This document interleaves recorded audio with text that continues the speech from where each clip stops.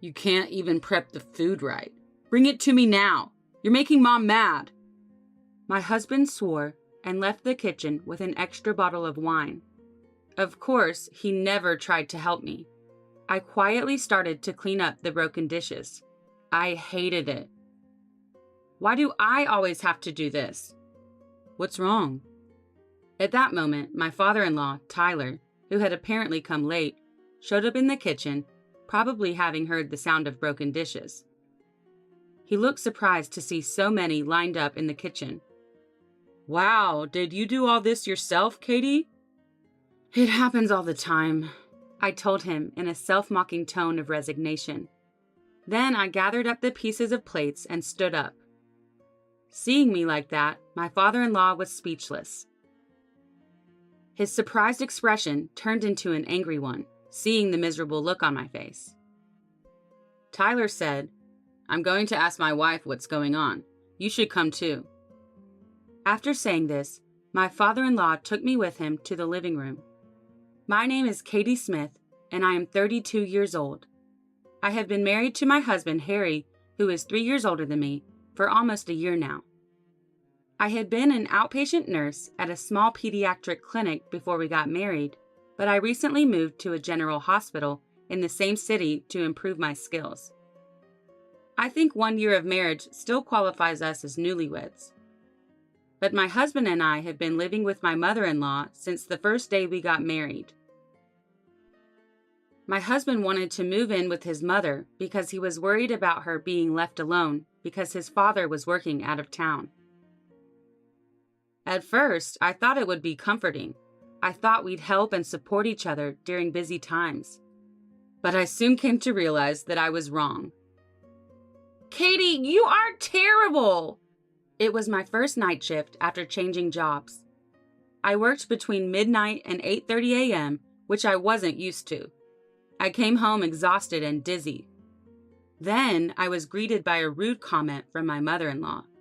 It was 9 in the morning. My husband was at work. Usually at that time, our neighbors passed by our house.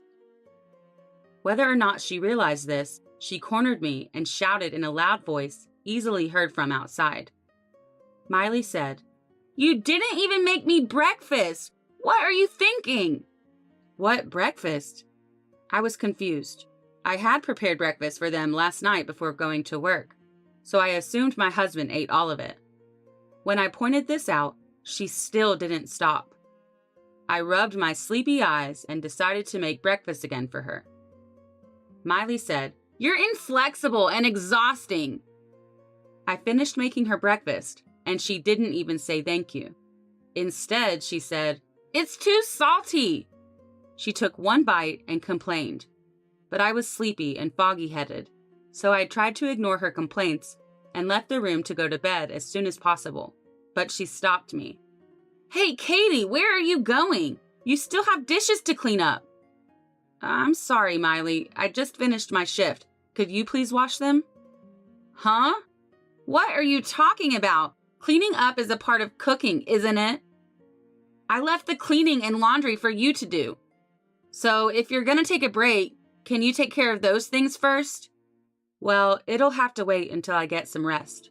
"What do you mean? You're Harry's wife, right? And you don't have a child to keep you busy, so..." Okay. She apparently wasn't gonna let me rest. I hoisted myself up and did the chores my mother-in-law ordered me to do. She has recently been saying, "When you have a child, leave the housework to me," which is a not-so-subtle hint for me to hurry and have a child. My husband is an only child, so she's even more focused on me giving her grandchildren. Miley said, "I heard that my friend's daughter-in-law and son conceived on their honeymoon. Also, another friend's daughter-in-law is already a mother of 3. I'm so jealous. I can't wait to meet my grandchildren." I actually do want to have a baby as soon as possible. At least I wouldn't have to worry about Miley hounding me. But I don't have a baby yet. This past year, I've been taking care of my body, taking supplements, and I even visited a shrine that is blessed with the power of fertility. I've tried everything, but I still can't get pregnant. When I finally finished my work, I turned to my mother-in-law to tell her that I was going to take a break. But before I could open my mouth, she smiled and said, "Thank you for your hard work, but it's almost lunchtime. Pasta is fine for me." I finally was able to go to bed at noon. "Hey, honey, about the fertility treatment. The doctor at the clinic said they want us to see the doctor together to make a treatment plan. So could you free up your Saturday morning?" One rare evening when our schedules didn't overlap, I told my husband about what happened at the fertility clinic. It was just my first visit, so I only had to submit my basal body temperature chart, have blood drawn, and undergo a light medical interview. My husband said, "What? What's that? I've never heard of that before." "You told me to go to the hospital since I was worried about not being able to have children." "I did say that, but why do I have to go?" I understood his doubts. Although obstetrics and gynecology is a different field, in the beginning, I also had assumed that fertility treatment was something just for women. That's why I went to the clinic alone for my first visit. But then the doctor in charge told me that cooperation of both the husband and wife is essential in the treatment. The doctor explained to me that in order to conceive, the normal reproductive function of the husband is important as well as the wife's eggs. They check the amount and concentration of semen, motility rate, sperm morphology, and other parameters. By doing so, abnormalities such as azoospermia can be detected.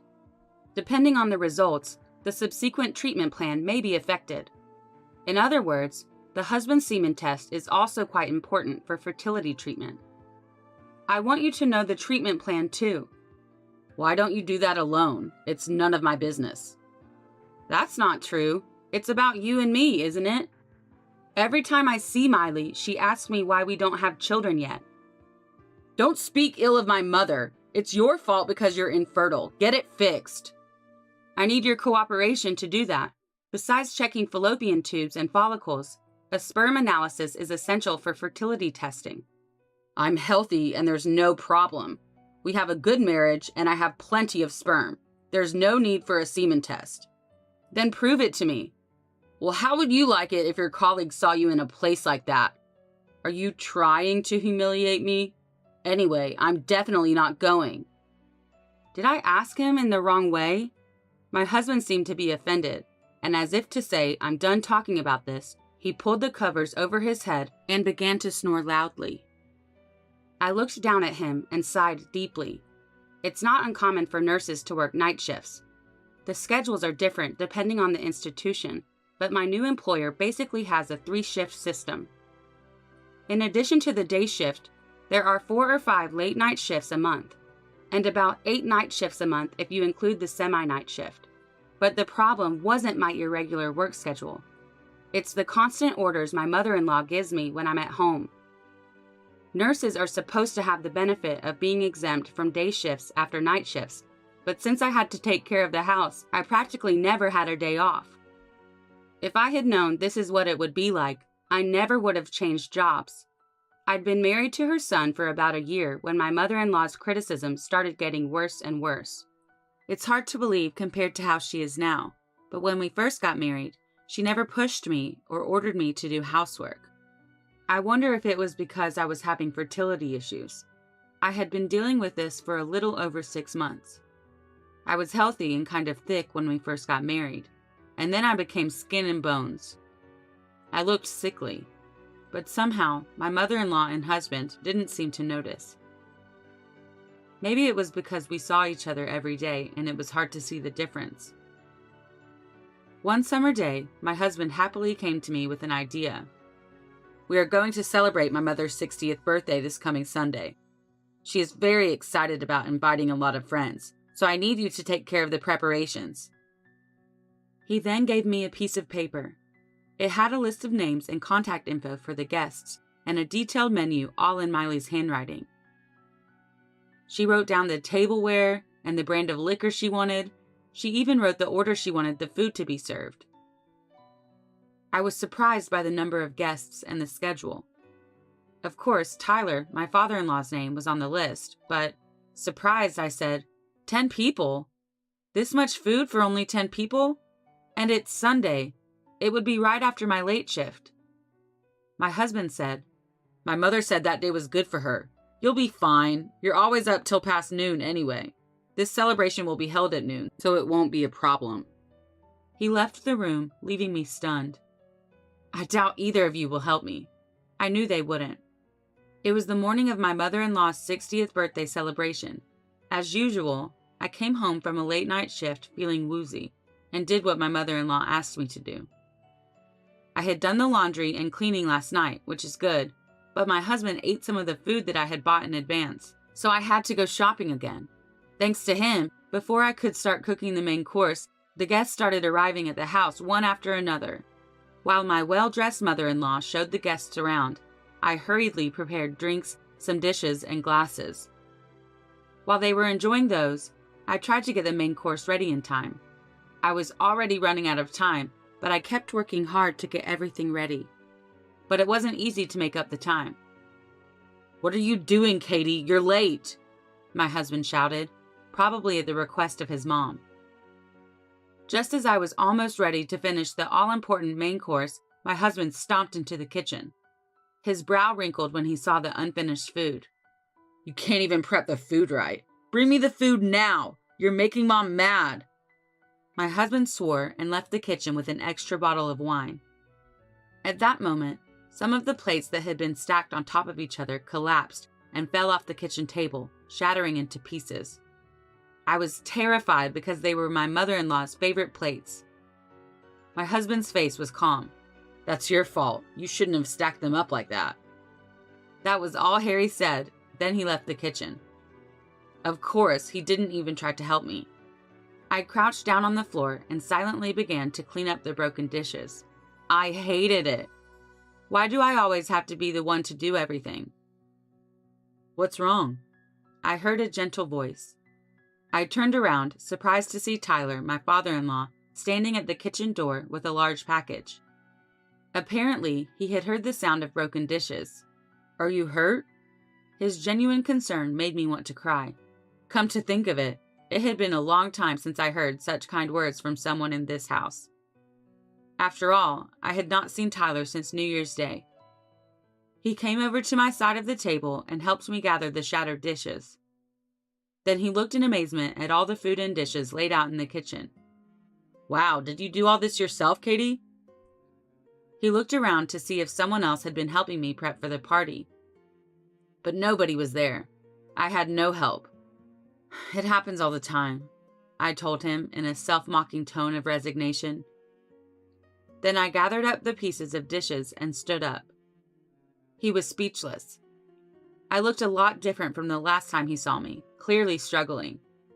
My hair was thin and disheveled, and my skin looked bad with dark circles under my eyes. I wasn't the lively person I was back then. Looking at the piles of food in front of me, he seemed to start to understand the situation. His surprised expression turned into an angry one, seeing the miserable look on my face. "I'm going to ask my wife what's going on. You should come too." After saying this in a low voice that I had never heard before, Tyler started to leave the kitchen, but I stopped him. "I haven't done the dishes yet." Tyler said, "You don't have to." I resisted, but he comforted me and took me with him to the living room. My mother-in-law was chatting with the guests and pouring a glass of wine that my husband had brought. "Hey, Katie, how long are you going to make me wait?" "Oh, you finally showed up. Everyone, this is my husband. He's been working out of town for a while and came home just for me." When my mother-in-law introduced Tyler, the guests greeted him with nods and smiles. Tyler smiled and nodded back. "Thank you very much for coming today. I'm Tyler, her husband. My foolish wife is grateful for your hospitality." "Oh my God, you called me a foolish wife. This is my birthday." "You are foolish. Truly." "What?" That one word changed the harmonious atmosphere to awkward and silent. Tyler made me stand with him, even though I was subtly hiding behind him. He faced the guests. "I would like to introduce you to my son's wife, Katie." Miley said, "Hey, honey, Katie is busy preparing."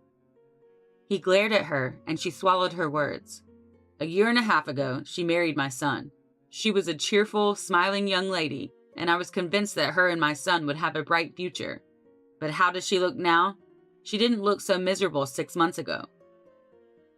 Some of the guests started to murmur, saying I didn't look anything like my photos and that I'm way too skinny. Tyler turned to Miley. Why has she changed so much? Miley said, Well, I don't know. Probably because work is too hard.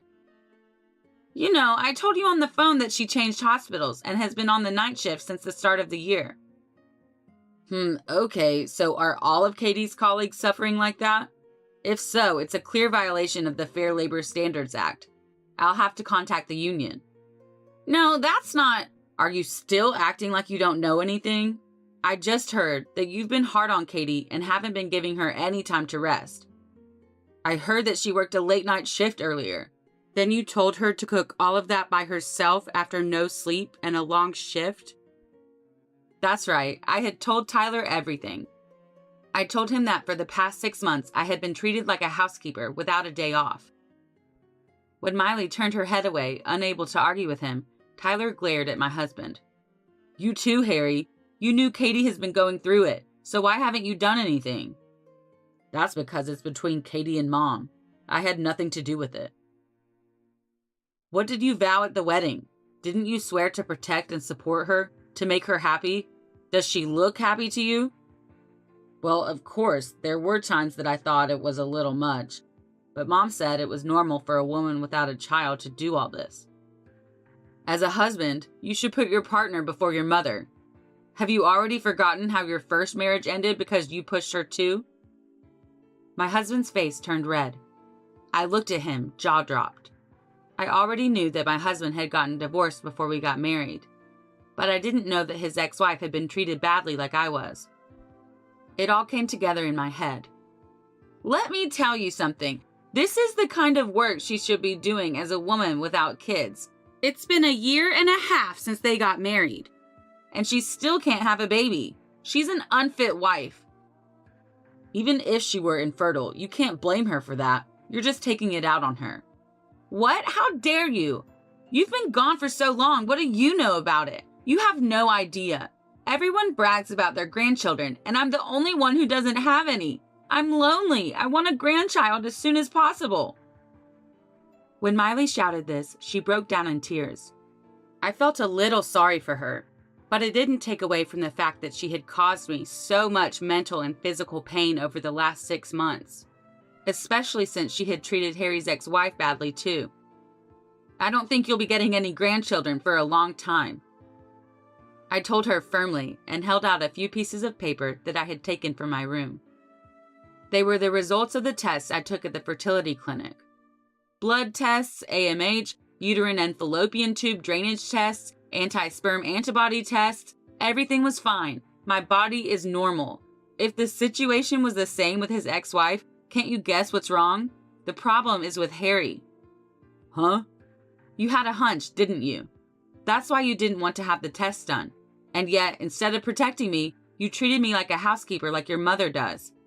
I did love you, so I thought I could keep the test results to myself. But you yelled at me again and wouldn't even help me. Also, apparently you did terrible things to your ex-wife too, so I just don't care anymore. Wait a minute. It's not true. I can't be infertile, right? Well, why don't you get a proper examination? But regardless of the results, it's not important to me anymore. With that last comment, I turned my back on my husband, who kept shouting excuses, and my sobbing mother-in-law, and I left the living room. Just before I closed the door, I heard the faint sound of the guests leaving. Later, my husband and I officially divorced through an attorney. My husband was very insistent, but thanks to Tyler's recording of our conversation that day, it was proven that I had been emotionally abused by him and Miley over a 6-month period. Plus, my husband had a sperm analysis and found out that he had azoospermia, and my mother-in-law was furious with him. After my husband and I successfully completed our divorce proceedings, my ex-parents-in-law decided to divorce too. Tyler said, I had hoped that Harry and Miley would change their minds due to his ex-wife's case, but it didn't happen. He said that was the reason. And Tyler began to apologize to me for not understanding the situation sooner, and for not urging Harry to take the semen test before we got married. According to a rumor, my ex-mother-in-law, who was kicked out of her house, is now living with Harry in public housing in the same city, and her former friends have cut her off. Plus, the rumor of the incident spread, and now my ex-husband is shamed at work. Tyler introduced me to a man, and after 6 months of dating, I remarried. My father-in-law finds him very reliable. He is Tyler's subordinate. We are living happily together.